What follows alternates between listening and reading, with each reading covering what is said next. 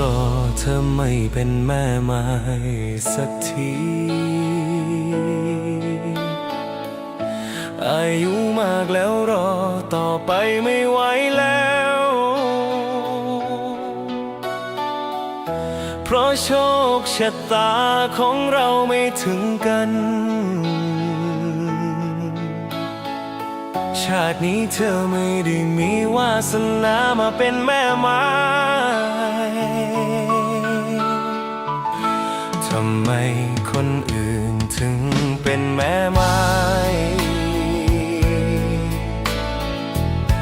กันทั่วโลกแต่กลับไม่ใช่เธอคนหนึ่ง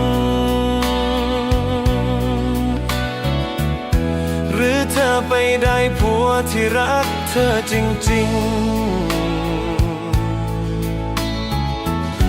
เขาไม่ยอมปล่อยให้เธอมาเป็นแม่ไม้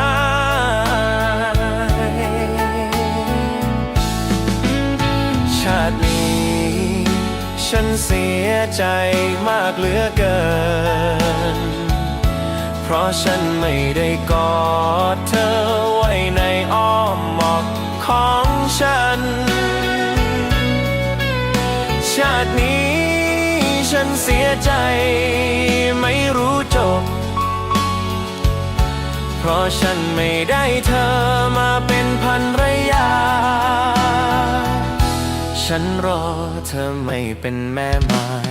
สักที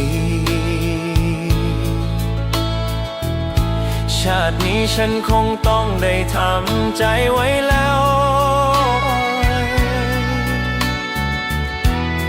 จะไม่รอแล้วนะคนที่ฉันรักชาตินี้เราคงไม่ใช่คู่กัน